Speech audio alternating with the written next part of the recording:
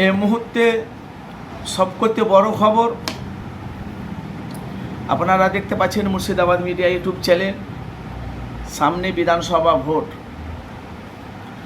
বাংলার জনগণ সাধারণ মানুষ সবাই জানে যে সামনে 294টা বিধানসভা মানে টিকিট বিধানসভায় 294টা সিট আছে। সেই নিয়ে আপনারা জানেন যে বাংলাতে বিজেপি, তৃণমূল, সিপিএম, কংগ্রেস, নতুন একটা দল আইএসএফ, আর একটা নতুন দল জেইউপি, নতুন দল। এরা এখন বেরিয়েছে। আপনারা জানেন যে কিছু কিছু ভোট এখন বাংলার মানুষ ভোট কেটেছে। কে ভোট কেটেছে? যেহেতু দেখে নওশাদ সিদ্দিকী কিছু মুসলমানে ভোট পাবে, বিজেপির ফায়দা হবে। হুমায়ুন কবির কিছু ভোট পাবে মুসলমান, বিজেপির ফায়দা হবে। বামফ্রন্ট সিপিএম কিছু ভোট পাবে, বিজেপির ফায়দা হবে। কংগ্রেস কিছু ভোট পাবে, মুসলমানের ভোট পাবে, বিজেপির ফায়দা হবে। আমি কথাগুলো কেন বলছি একটু মনোযোগ দিয়ে শুনবেন। কেন মুর্শিদাবাদ মিডিয়া সবসময় মানুষের কাছে ন্যায়ের কথা, সত্য কথা মানুষের কাছে সবসময় তুলে ধরে। আমি কেন এই কথাটা বলছি একটু মনোযোগ দিয়ে শুনবেন আপনারা। এরা যদি আলাদা আলাদা সিঙ্গেল করে যদি 2026-এ বিধানসভা ভোটে যদি লড়ে, 100-র মধ্যে 90% এরা সিট পাওয়া খুব মুশকিল আছে 2026-এ। কেন? একের লাঠি 10-এর বোঝা, কথাতেই আছে। মুর্শিদাবাদে হুমায়ুন কবির উনি একাই 100টা সিট চাইছে। আমাদের মুর্শিদাবাদের কথা বলছি, বেলডাঙ্গা 100টা সিট একাই চাইছে। কিছু সিট নওশাদ সিদ্দিকী চাইছে, কিছু সিট বামফ্রন্ট সিপিএম সেলিম ভাইজান চাইছে, কিছু অধীর যদি চাইছে। এরা সব যে যার আলাদা আলাদা সিট চাইছে। আর কেন আমি বলছি বিজেপির ফায়দা হবে কেন জানেন? জোট যদি না করে 2026-এ বিধানসভা ভোটে যদি জোট না করে, বাংলা থেকে এদের নাম নিশানা মিটে যাবে।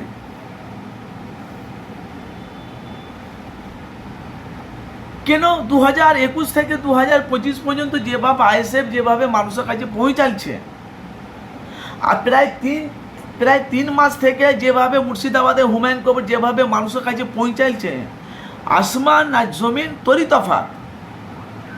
আসমান কোথায় আর জমিন কোথায়?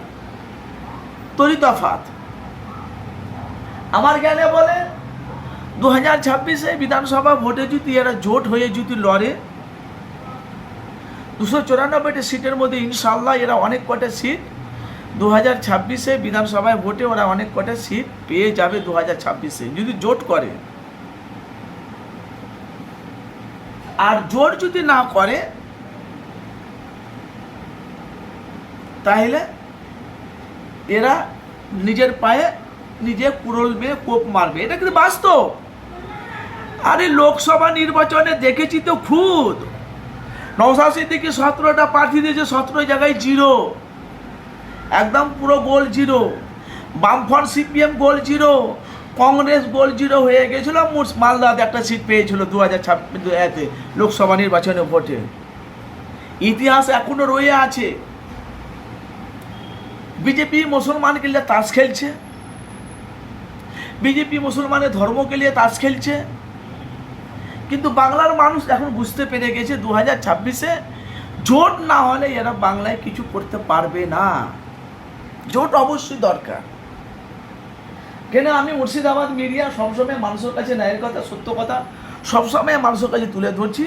এরা উভয় পক্ষে, কেউ ছোট দল কেউ বড় দল, এটা দেখার সময় নেই,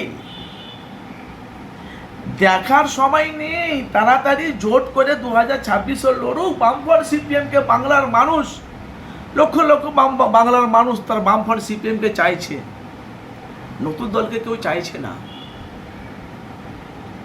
নতুন দলকে কে চাইছে? বামফ্রন্ট সিপিএমকে। 34 বছর বামফ্রন্ট রাজত্ব করেছে বামফ্রন্ট সিপিএম পশ্চিম বাংলায়। আপনারা বুঝতে পেরেছেন? 34 বছর এখানে আছে বামফ্রন্ট সিপিএম। 34 বছর বাংলা রাজত্ব করছে, 34 বছর।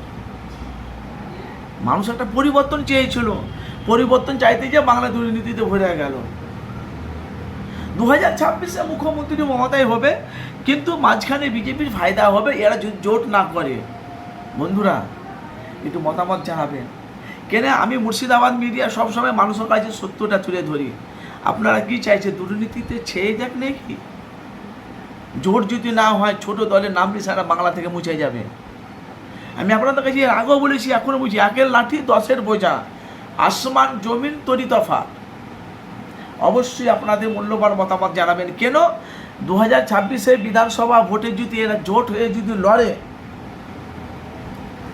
70টা না 74টা সিট ছিল 2026 বিধানসভায় ভোটে বিজেপির, অনেক কটা কমিয়ে গেছে, এখনও 66টা না 65টা না কটা আছে। এবার 2026-এ বিধানসভা ভোটে ইনশাআল্লাহ এদের নাম নিশানা মিটে যাবে। আপনাদের মতামত জানাবেন। জোট হলে কারা কারা রাজি আছেন জোটের মধ্যে অবশ্যই আপনারা জানাবেন, মতামত অবশ্যই জানাবেন।